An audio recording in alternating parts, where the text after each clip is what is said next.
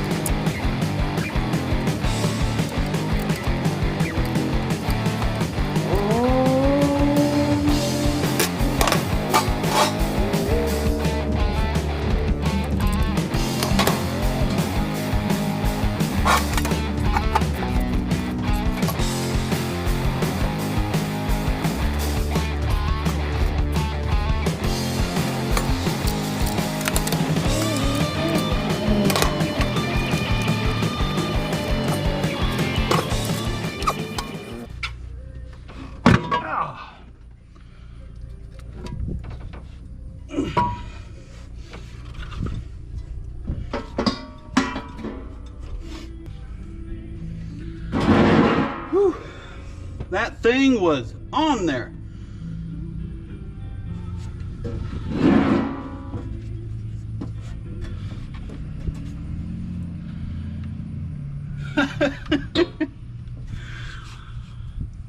Look what I just found. This plug gapper has probably been bouncing around in on that valley pan since I put this motor in here. That is funny. All right, now let's prepare the new intake and valley pan to go on here.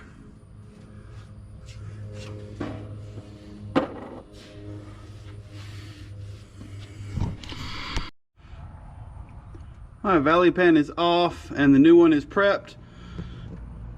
The valley looks good. Don't see anything too worrying or anything. So everything in here is still good. And here's the new valley pan that is prepped. I got the one that has the exhaust crossover passage blocked because I do not need that.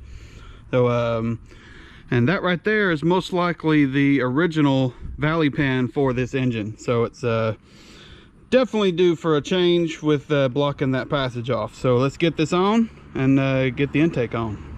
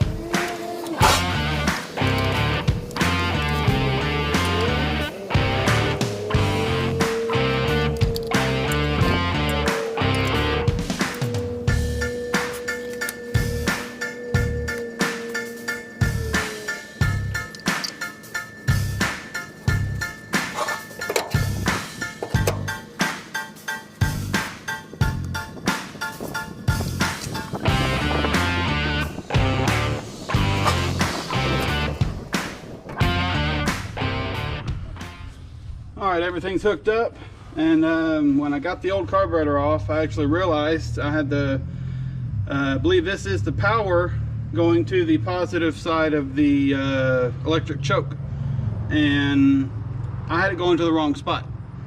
I actually had it going to ground, so it wasn't doing nothing. So that needs to be hooked back up after I change the end on it, but everything's on there. And I'm gonna have to make a bracket to mount my coil because it's not going to fit in the factory spot, or in the spot that's on the intake. So I have to figure out where I'm going to mount that. It's probably going to be over here on the fender well, and yeah. But let's crank on it, see what this thing sounds like with this 750 CFM carburetor and the Holley Street Dominator intake.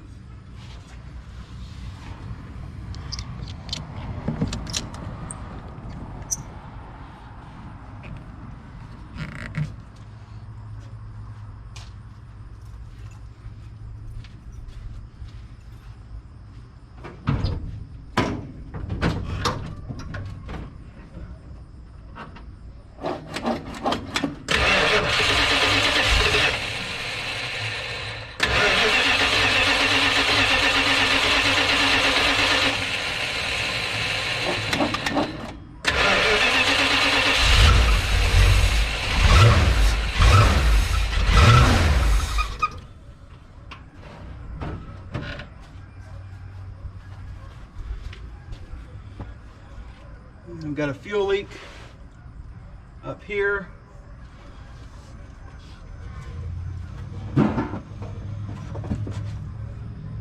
And back here. Okay. I may have to put the Autobrock back on here until I can get this this fuel line's actually messed up. It's too short, and it's not hooking up right. I've got those really tight, so I'm gonna have to figure out something else for that. Well, I got it back together, and I did use the Edelbrock carburetor because I was having some fuel leaks that I could not get rid of, and I got to get this out of the driveway today. So put the Edelbrock back on just for now. We'll be looking at that Holley again just to make sure I'm pretty sure I know where the leak is coming from on the fuel line, and I'll get that sorted out. And I also think the rear float was actually it was questionable when I had it apart, and I couldn't get my hands on one today, so we'll be ordering another float for the rear. And I got this dialed back in with having the new intake on here. It readjusted the carburetor. Seems to be running pretty good, so let's drive it around and see how it does.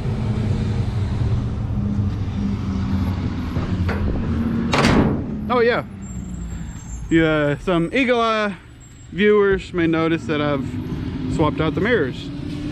These mirrors were some that my dad had bought for my granddad for an old pickup he had back in the day, and my granddad never used them, so my granddad was able to find them and give them to me, so they're now on this truck and they look really nice.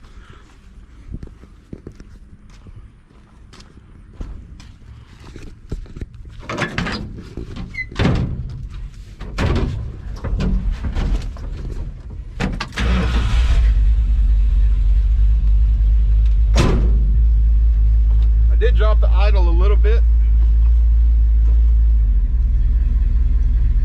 Seems to be okay. Might try to bring it up a little bit.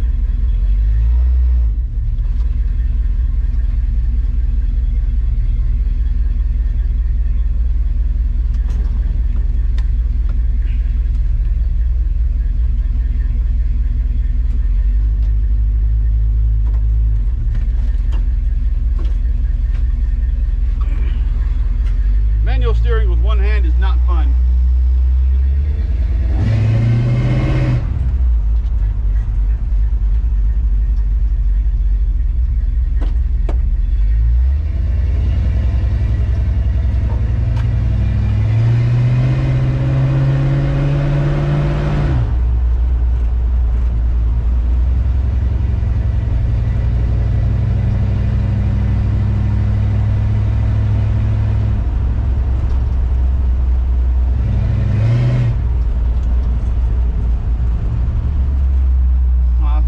It even with this Edelbrock on here, but the Holley will be going on.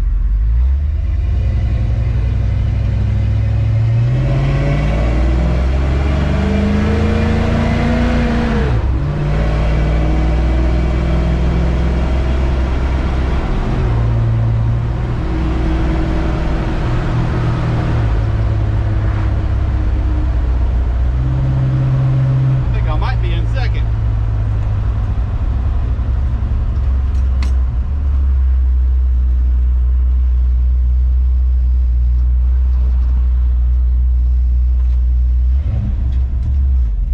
Drive.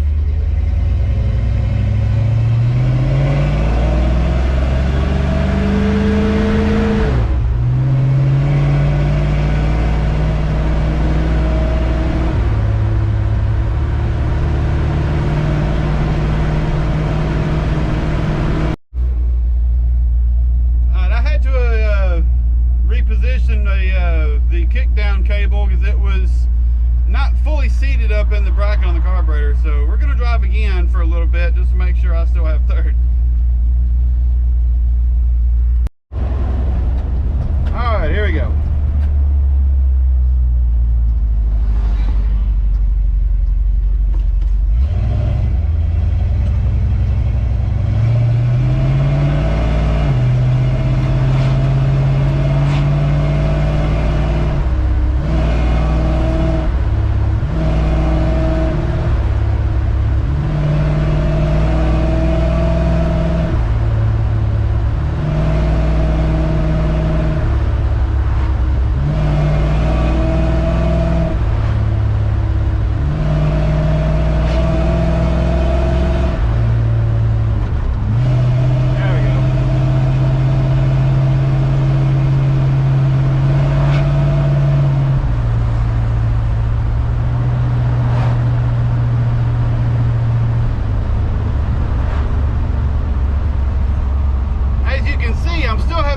with the valve body. So with changing around the carburetor, messing with the linkage and cables and stuff, I'm gonna have to double check and rearrange and readjust my cable to try to make sure I get it shifting like it was. But let's get back to the house. Well, there it is. There's the video. There's the intake swap, at least. Still got some tweaking I need to do on the Holley before I put it on, but there it is. If you liked the video, like, comment, and subscribe, and I'll see you in the next one.